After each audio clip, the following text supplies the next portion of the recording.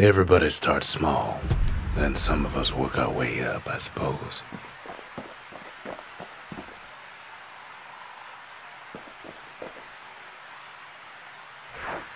He wolfs down too much too fast, and it all goes to his head.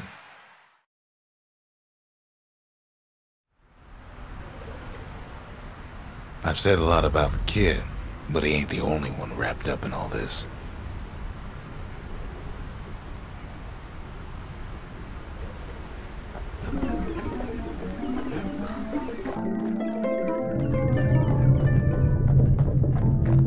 What's he thinking? Well, let me see if I got this straight. I only heard it once.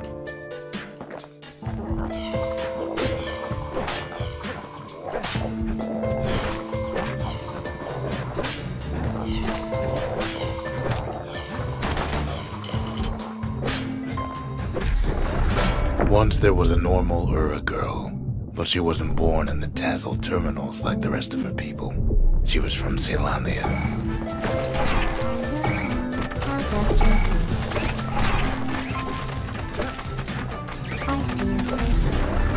Her folks were orphaned in the war, taken in and raised inside the city, on condition they would never return to the terminals.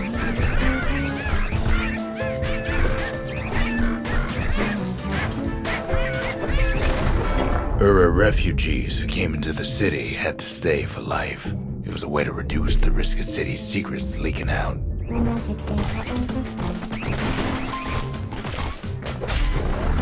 Her mama passed away from birthing complications, leaving the girl trapped inside that city with no one but her father.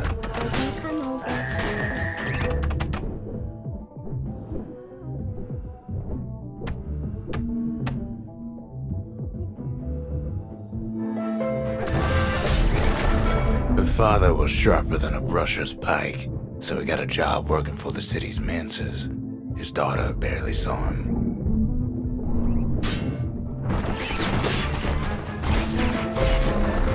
Her father told her nothing of her Ura heritage. He told her nothing of the mancers. It's for your own good, he said. She took to studying the arts, learned more through music than history books, gained a knack for strings and songs.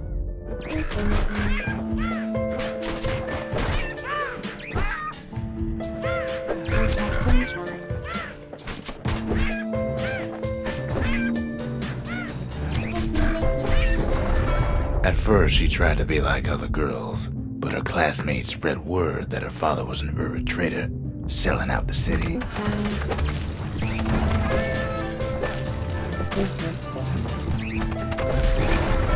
One young man stood up for her, or so he led her to believe.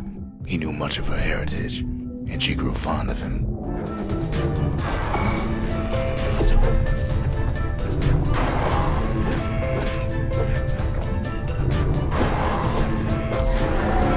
The young man convinced her to take him to her family den to meet her father.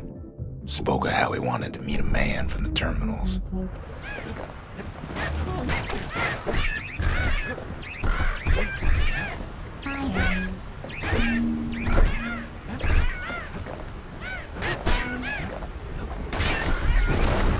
When the young man greeted her father in the Ura's native language, her father flew into a fit of rage and threw them out.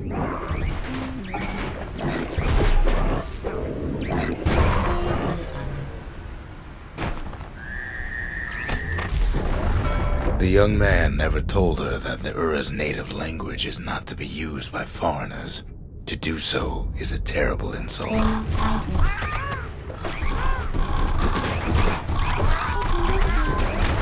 It was then that she decided to escape. The two of them could flee the city together and go to the Tassel terminals.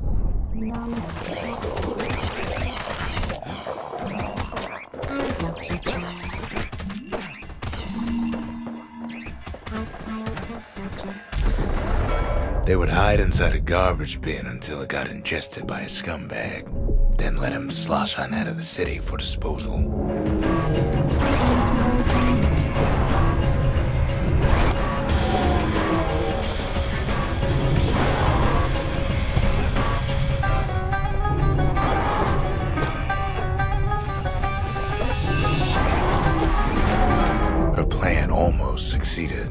But the authorities were already there when that scumbag sidled up to the city walls.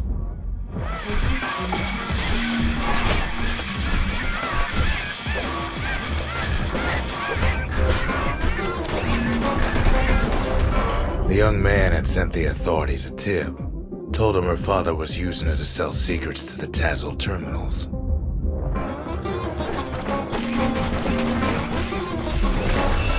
She and her father were arrested for treason, but her father got a deal.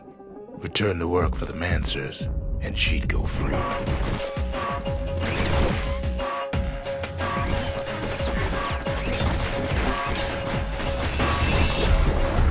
Before they parted ways for the last time, her father whispered a desperate plea. Hurry home to the den and lock yourself in.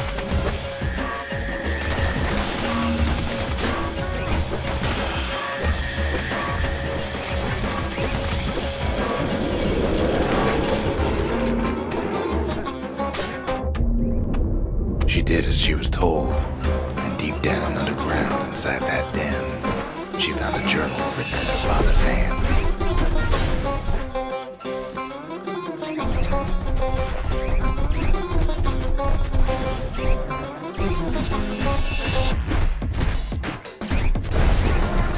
The next day, the door to the den turned to ash. The girl came up for air, and she saw the calamity all around her.